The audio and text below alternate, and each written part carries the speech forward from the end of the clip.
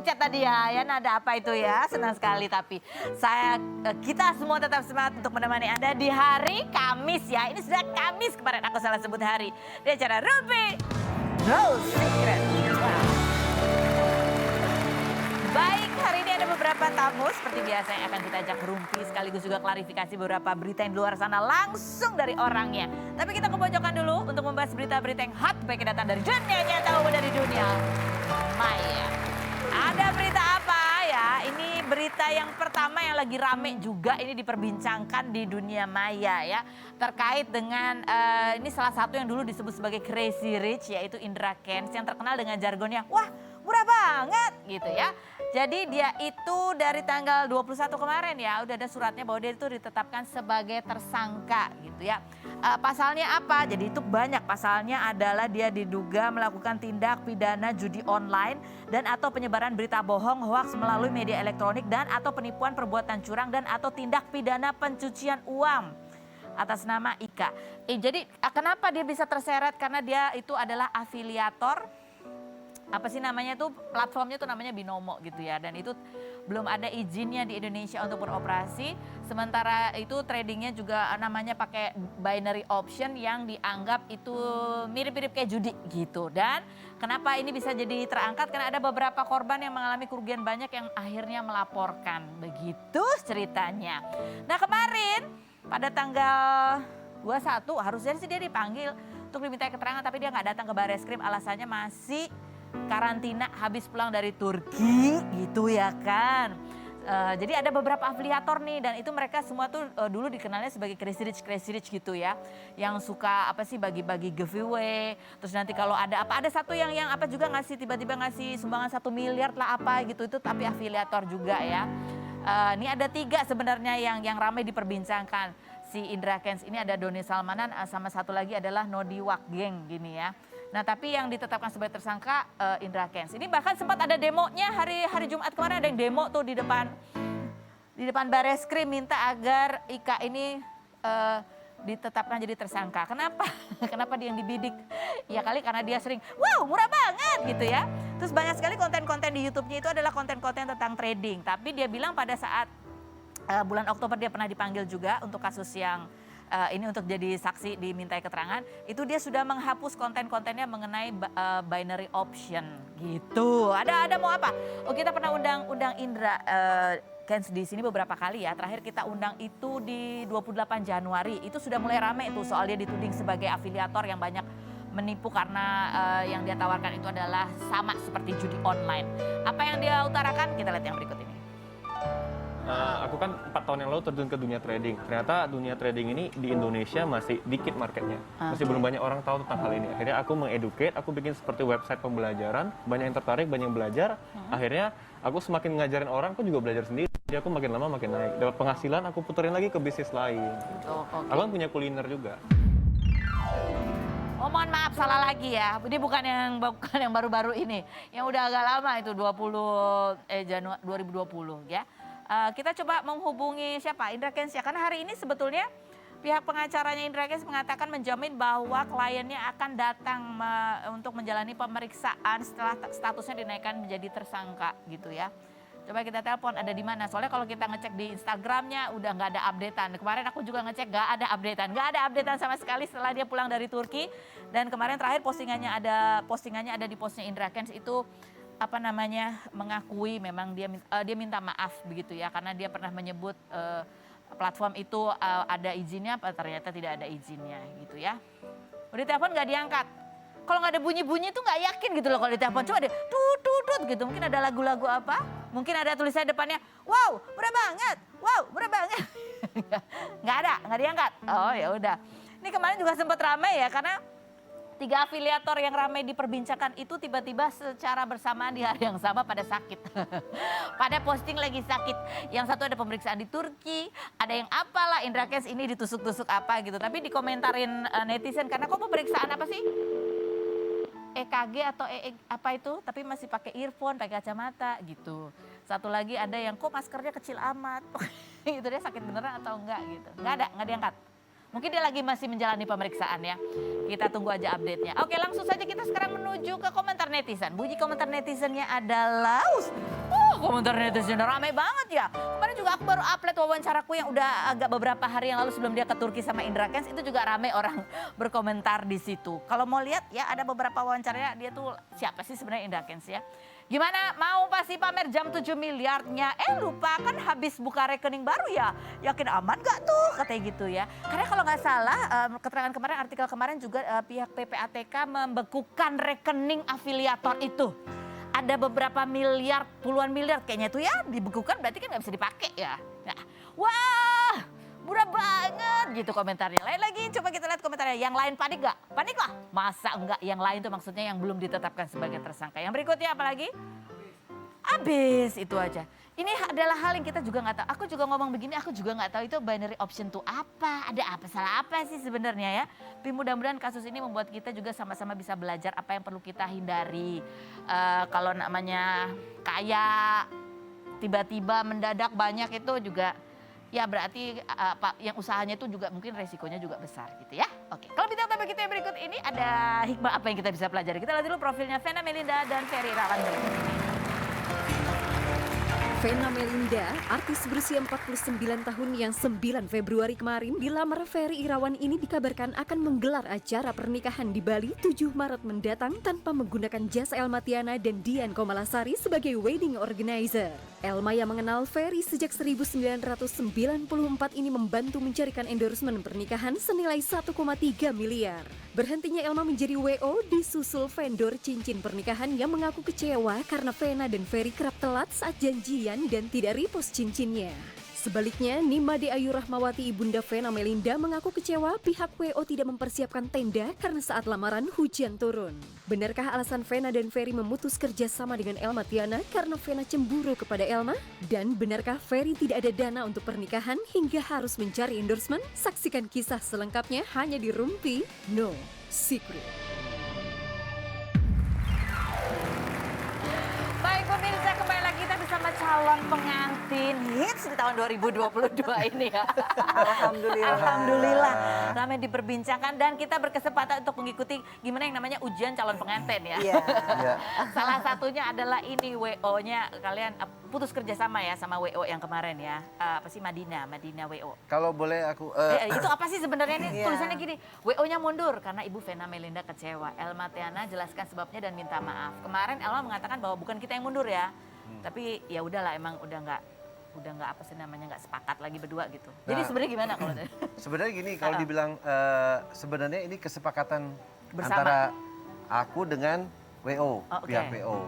Dan kalau boleh aku jelasin dari awal, sebenarnya pernikahan aku sama Vena ini, khususnya aku ya, yang mau menikahi Vena, Iya. awal ini hanya amat sangat sederhana. Maunya. Maunya. Oke, baiklah. Itu cuma di Bali. Ya. Di Bali. Dan untuk acara kita berdua nanti pernikahan tuh sudah jauh-jauh hari tuh sudah aku plot ke sana semua. Budget ya. Budgetnya. Budgetnya, Jadi Karena Budgetnya. di Di Bali Bali, aja. di Bali tuh nggak ada endorse. Jadi Abi tuh Ya. memang udah punya uangnya sekian, dia kasih ke aku langsung kasih ke yang punya resort. Gitu. Dan Jadi emang udah gitu. Memang aku kan dari awal tidak pernah membayangkan dan tidak mau menikah juga karena endorse.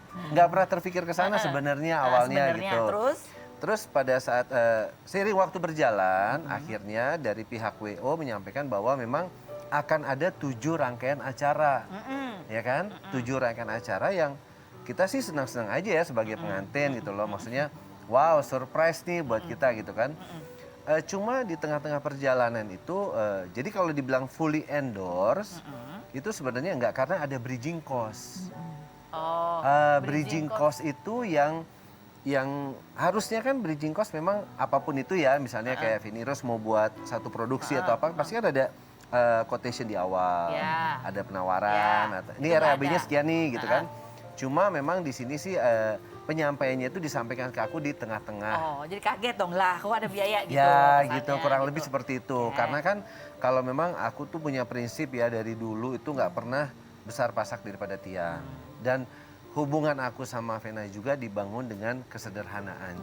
gitu Jadi loh. itu awal mulanya ceritanya. Awal mulanya, Nah, gitu terus loh. akhirnya kan ini katanya tadi ya udah ada yang ini ada 7 rangkaian acara nih kita mau endorse apa segala macam kan ya udah diterima tuh. Tapi apa Dan apa kalau boleh sebenarnya- aku tambahin sedikit Ya. tadi, Ya. aku tuh nggak pernah memaksakan kehendak mau wah, Oke. tapi ya itu tadi besar pasak daripada nggak ada sama sekali dari awal tuh memang kita Nggak ada. karena kita mau ngambil acara itu hanya hikmahnya lah, Oh. hikmahnya acara itu. Jadi tapi kan akhirnya sempat jalan nih ya kan. Ya. Jadi apa tuh penyebabnya akhirnya ini tuh ya akhirnya nggak jalan bersama WO gitu. Akhirnya kembali lagi ke rencana A.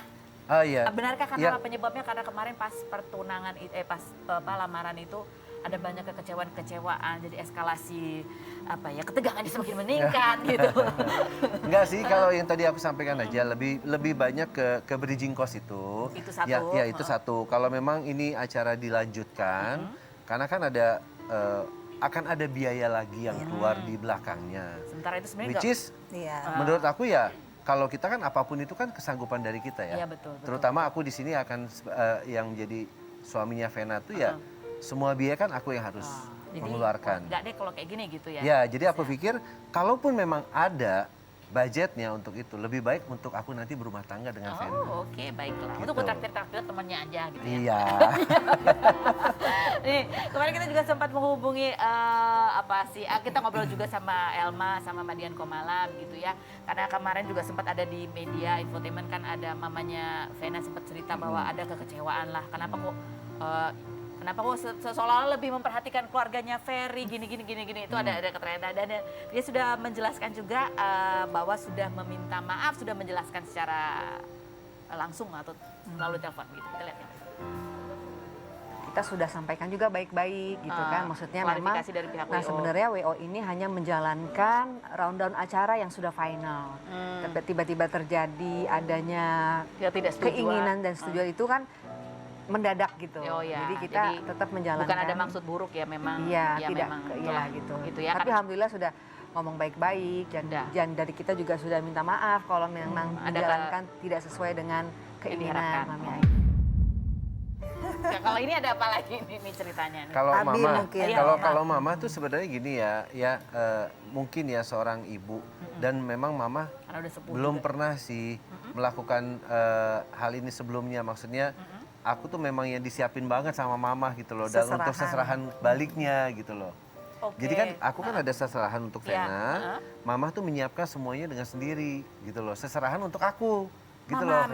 Mamanya Vena. Oh, oke. Dan dia benar-benar cari sendiri semuanya, dia pergi sendiri gitu loh. Ya mungkin ya nggak usah mama, kalau aku pikir juga aku juga misalnya dalam posisi itu pasti ada ya kok seserahan aku nggak ditampilin ya. Oh, gitu. Seperti Itu itu satu, sih gitu loh. gitu. Jadi, tapi terus ya lagi. tapi apapun itu ya memang semuanya tidak ada yang sempurna ya. Cuma kita lebih ke prinsip sih kalau buat aku dari awal tuh lebih ke prinsip memang bahwa ini balik-baliknya tuh seperti yang tadi aku sampaikan gitu loh. Sebenarnya intinya adalah itu tadi Ya, gitu karena ya. memang aku hidup dengan Vena ini kita satu chemistry. Kenapa dari awal kita bisa satu chemistry? Karena kita bukan orang yang bukan orang yang Memaksakan halu, diri bukan orang yang memaksakan kehendak. Karena gini, gitu. Abi kan dari awal juga kita punya kesepakatan kan, Feni, bahwa kalau kita membangun rumah tangga itu sekemampuan.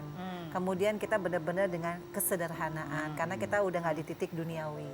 Jadi aku selalu bilang sama Abi, makanya waktu di Bali itu, Abi memang punya budgetnya segitu, itu aku langsung salurkan. Jadi memang kalau soal mama ya itu lebih ke evaluasi dan itu biasa ya. Oh, iya. Kalau kita misalkan ada satu perhelatan, biasanya kita kan akan evaluasi. Kayak syuting inilah, nggak mungkin lah Feni Rose sebagai presenter, kreatif, produser tidak mengevaluasi. Pasti, ya. Itu very common sebenarnya. Iya, betul. Jadi kita juga bingung kenapa kok ini jadi viral, karena sebenarnya aku sama Elma pun nggak ada masalah apa-apa. Dan ini sama sekali kesepakatan. Jadi Abi, Udah bicara ya. ya kan kalau di kontrak juga ada tulisan musyawarah mufakat. Artinya kita sudah berbicara, khususnya Abi ya, karena yang tanda tangan kontrak ini kan Abi. Dan Abi adalah imam aku. Artinya aku di sini hanya mensupport di mana Abi mampunya sekian dengan segala konsekuensinya, ya dia harus kita support. Artinya dia nggak pernah mau memaksakan diri menikahi aku dengan endorse. Oke. Itu yang aku pahami. Iya, iya, iya. gitu. Tapi kemarin juga sempat udah tanda tangan juga. Tapi Iya. Iya. Dan ini mau Elma juga cerita dia sudah, ya artinya udah ada yang berjalan gitu, ada banyak banget mungkin orang yang excited ya, terus serta dalam kebahagiaan kalian berdua gitu, sampai terkumpul endorse itu nilainya sampai 1,3 miliar katanya begitu ya. Coba kita lihat cuplikannya berikut ini. Jadi sebagai ini aku pengen juga ngasih tahu, maksudnya kami di sini WO yang menghandle Vena itu bukan hanya endorse semua barang-barangnya, tapi kitanya juga di endorse juga gitu. Oh, Jadi oke. Kita mengkoordinir semua endorsement, termasuk kita gitu. termasuk kita termasuk juga. juga. Dimana sebenarnya Kalau total dibilang yang sponsor sudah utama ya. Hah? Kalau dibilang sponsor utama untuk acara ini. Jadi waktu itu berarti kan udah sempat tanda tangan tuh. Ya, Kamu tapi waktu itu, kalau soal 1,3 miliar sih aku belum tahu. Oh, kamu nggak tahu. Nggak tahu, Kalau maksudnya itu udah dikerjakan gitu. udah senilai ada itu komit. memang apa aja sih aku nggak tahu Oh, gitu kamu loh. nggak tahu. Nggak tahu Jadi karena yang memang ditanda tangan waktu itu apa? sampai sekarang sih kontraknya belum ada sama kita juga gitu Oh. loh. Belum, terutama aku ya belum Oke. ada gitu Jadi loh. waktu itu kamu tanda tangan apa? Iya, perjanjian antara aku dengan WO WO, aja, dengan bahwa- WO. Tapi kalau untuk ke vendor-vendor atau apa aku nggak Kamu tahu. nggak ya? Dan Jadi aku kamu memang cuma- tidak pernah meminta apapun sih gitu. Tapi apa yang waktu itu membuat kamu ya udahlah nih ada yang nawarin terus ya udah gitu. Karena dari pihak WO pada saat kita ada fitting baju di salah satu yang mau ikut berpartisipasi, di situ WO menyampaikan bahwa dari acara yang sederhana di Bali berkembang nih menjadi 7 rangkaian acara. Terus Kita sebagai calon pengantin kan, wow, surprise ya, ini benar nih, benar. Ternyata banyak yang ingin berpartisipasi ya. Oke. Kita terima kasih Iya. kalau soal itu. Jadi gitu kamu kan. baru tahu kalau dari tanda tangan itu ada WO yang mau bantu support apa segala itu jadi 7 rangkaian. Iya, Buat 7 kamu. rangkaian, iya. Dan, Jadi udah fitting 7 baju. Enggak sih, 7 rangkaian itu sebetulnya sih bukan 7 baju Oh. ya. Tapi kalau mungkin Abi menjelaskannya mungkin nggak boleh diputus kali ya. Oh, iya. Coba mungkin Iya, iya, dilanjutkan. jadi biar 7 rangkaian clear. acara itu pada saat beliau menyampaikan akan ada satu kalau pre-wed udah pasti ya, Ya. pre-wed. Terus yang kedua Lamaran. itu lamaran, terus pengajian, Siraman. terus siraman. Siraman. Setelah itu baru Nah, di akad Bali nikah, akad nikah. terus Resepsi. pulang ke Jakarta ngunduh mantu. Ngunduh mantu. Nah seperti itu kurang Sebenarnya lebih. resepsi juga ada di Bali. Resepsi ada di Bali. Ada di Bali. udah. akan ada resepsi, Akan pulang ada. masih ada ngunduh mantu. Iya seperti itu. Jadi mungkin idenya juga sebenarnya 7 rangkaian itu memang pure bukan dari kita. Karena kita seperti yang aku sampaikan, aku sangat mengapresiasi Abi ada budget sekian hanya untuk di Bali. Jadi bukan dari kita ya 7 rangkaian bukan. itu. Dan kita juga nggak mau memaksakan sesuatu yang di luar kemampuan kita juga nggak mau. Ya terutama Gitu loh. Abi lah, Terutama semua kan tahu ya aku Abi ya, gitu baru loh. sembuh dari Ya, sakit. ya. Dan aku juga menyayangkan kalau kita tidak meluruskan, takutnya kesannya Abi ini tipe orang yang memaksakan kehendak. Atau lupa. Udah tahu dari, kan ini dari nol nih semua Iya, nih. iya, Aku aja juga ngerti nih dari nol nih gitu. Tapi seakan-akan kita pengen meriah bagaimana memaksakan diri, enggak lah. Aku tahu Abi tuh orangnya bener-bener, ya kita sederhana aja yang penting kan hikmatnya seperti Betul. itu. Jadi ya mungkin Ya, itu ya, yang ya. harus diluruskan bahwa tidak ada wacana sampai harus 7 rangkaian karena tidak pernah ada itu dalam benaknya Abi yang mau menikahi aku gitu ya. Pokoknya aku cuma dalam benakku. Iya, sederhana. Sah. Nah, itu yang paling penting Iya soalnya. udah itu. Gitu aja. Cuman Itu aja. ya mungkin karena di dunia hiburan banyak expose, banyak yang mau masuk jadi tuh kan, wow di spread ke 7 acara Iya, ada dan biaya tadinya juga lagi. acara lamaran tuh sangat sederhana. Di rumah. Di rumah mamaku. mamahnya. Tapi memang kan COVID ini kan kemarin Omikron Omikron ya. tuh kan Nah, tapi pun terus kalau gitu. ada di Outdoor. tempat lain, bukan di rumah mamaku juga sederhana. Jadi Sederhana. pokoknya temanya tuh sederhana. Jadi Jadi kalau intinya lamaran ini hanya untuk mempertemukan kedua keluarga. iya, Which is itu adalah keluarga inti. Iya. Mama papa adik-beradik dengan mamiku adik-beradik juga gitu. Baik. Nih kita pengen tahu tuh hubungan kamu sekarang sama Elma sama Dian Komala tuh gimana? Ya namanya juga kalau ada urusan bisnis tegang tuh kan ya biasa lah. Biasa. gitu Iya. ya. Sesudahnya terus gimana nih kalau Elma cerita tuh kan emang kamu kenapa sih sampai kayaknya kok bener-bener kayak niat banget gitu ya. Apa sih latar belakangnya? Ini ada ceritanya Elma Tena, kita lihat yang berikut. Aku berteman sama Ferry lama, cuma baru deket sama Ferry setelah dia cerai ya gitu. Gimana? Sebelum cerai, lagi proses. Oh lagi proses cerai gitu. Aku melihat dia gimana susahnya ngelihat dia. Hati aku tergerak aja gitu. Maksudnya sebagai seorang teman yang pengen nolong Ferry gitu. Sampai aku sampaikan ke suami, ya aku punya teman, kasihan banget. Cariin kerjaannya. Cariin kerjaannya untuk Ferry gitu. Itu sebenarnya ada sambungannya ya.